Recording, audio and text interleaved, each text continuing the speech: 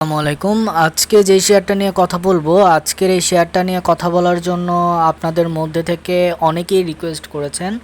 সবচেয়ে বেশিবার রিকোয়েস্ট করেছেন মোহাম্মদ হোসেন ভাই এবং কি এমডি ওমর ভাই। আজকে কথা বলবো হলো সাইফ পাওয়ার নিয়ে। সাইফ পাওয়ার আপনারা দেখতে পাচ্ছেন, এটা এ ক্যাটাগরির একটা শেয়ার, এটা পাওয়ার সেক্টরের একটা শেয়ার। এটা এ ক্যাটাগরি এবং কি পাওয়ার সেক্টরের একটা শেয়ার। এটা আমরা যদি শেয়ার হোল্ডিং পার্সেন্টেজটা একটু খেয়াল করি, ডিরেক্টর শেয়ার এখানে 40.06%, গভর্নমেন্ট শেয়ার নাই, ইনস্টিটিউটাল শেয়ার 19.72, ফরেন শেয়ার নাই, পাবলিক শেয়ার 40.22। তারপর সবচেয়ে গুরুত্বপূর্ণ যে চারটা আমরা দেখব, এখানে আমরা একটু খেয়াল করি। এখানে আমি যদি একটু দেখানোর চেষ্টা করি, এই শেয়ারটা বর্তমানে যে অবস্থানে আছে এইখান থেকে এই পর্যন্ত কিন্তু শেয়ারটা আমাকে বাই সিগন্যাল দিচ্ছে। এখন পর্যন্ত শেয়ারটা আমাদের বাই সিগন্যাল দিচ্ছে, খুব কড়া না হলেও মোটামুটি বাই সিগন্যালই শেয়ারটা অবস্থান করতেছে। আমরা যদি এমএসিডির মানটা যদি খেয়াল করি, এমএসিডির মান 0.222। আচ্ছা, যেহেতু পজিটিভ অর্থাৎ বাই সিগন্যাল আসতেছে, এটা আমরা ইচ্ছা করলে এটা নিতে পারি। আচ্ছা, আরএসআইয়ের মান এখানে আমরা একটু খেয়াল করি। আরএসআইয়ের মানটা আমরা বলতে পারি মিডল অবস্থানে আছে। এটা অনেক ঝুঁকিপূর্ণ না, আবার একেবারে রিস্ক ফ্রি সেটাও আমি বলবো না, কারণ আরএসআইয়ের মানটা এখানে দেখতে পাচ্ছি আমরা 48.76, যেটা বলা হয় হলো মিডল অবস্থান। সবচেয়ে গুরুত্বপূর্ণ যে চারটা ফাইন্যান্সিয়াল অ্যানালাইসিসের জন্য, সেটা হলো আমরা এখানে দেখতে পাচ্ছি ইপিএস আমরা দেখতে পাচ্ছি 2021 সালের ইপিএসের তুলনায় 2022 সালের ইপিএস খারাপ। ঠিক একইভাবে আমরা যদি এখানে খেয়াল করি, পি রেশিওর বেলাও ঠিক একই।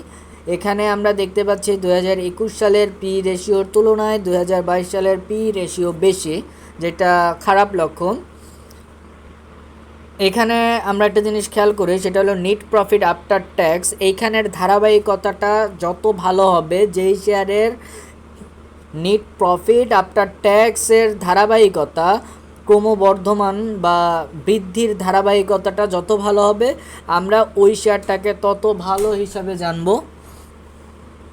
এখানে আমরা দেখতে পাচ্ছি 2013 থেকে 2018 সাল পর্যন্ত এটা ক্রমান্বয়ে ভালো হয় এবং কি পরবর্তীতে এটা 19-20 সালে এটা কিছুটা কমে যায় এবং কি 21 সালে এটা আবার ভালো হয়। কিন্তু 2022 সালে আমরা যেহেতু ইপিএস এখানে খারাপ, অতএব এখানে নেট প্রফিট আফটার ট্যাক্সও খারাপ হবে, এটাই স্বাভাবিক। আচ্ছা, ইপিএস কোয়ার্টার ওয়াইজ ইপিএসটা আমরা দেখতে পাচ্ছি Q1 EPS 0.049, Q2 EPS 0.50, কিন্তু Q3 ইপিএসটা অনেক কম 0.13, যেটা Q2 ইপিএসের থেকে প্রায় 74% কম। এটা ডিভিডেন্টের হিস্টোরি যদি আমরা একটু দেখতে চাই, ডিভিডেন্টের হিস্টোরিতে দেখতে পাচ্ছি বর্তমানে 2019-20 সালে এটা 10%, 5% ক্যাশ এবং কি 5% স্টক ডিভিডেন্ড দেয়। 2021 সালে এটা 5% স্টক এবং কি 10% ক্যাশ ডিভিডেন্ড দেয়। বর্তমানে যেহেতু ইপিএস কম, সেক্ষেত্রে আমরা 10% বেশি না পাওয়ার সম্ভাবনাটাই, মানে 10%-এর বেশি না হওয়ার সম্ভাবনাটাই বেশি।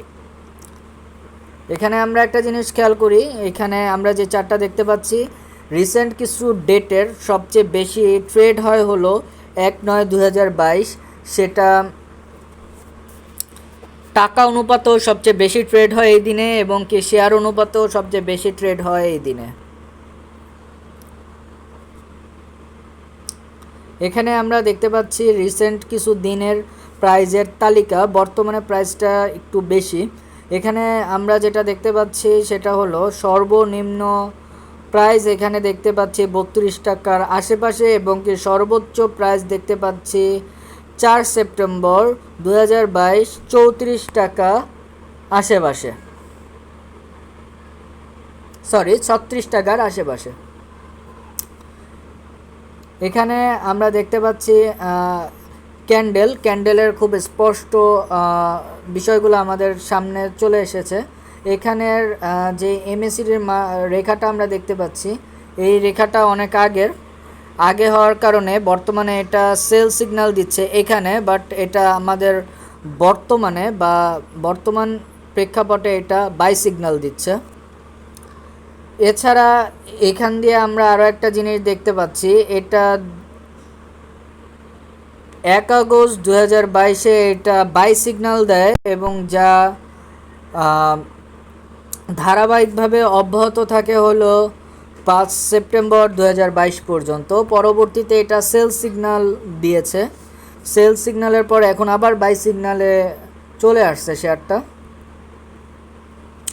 যাই হোক, আজকে এই পর্যন্তই। সবাই ভালো থাকবেন, সুস্থ থাকবেন। সবাইকে অসংখ্য ধন্যবাদ। আল্লাহ হাফেজ।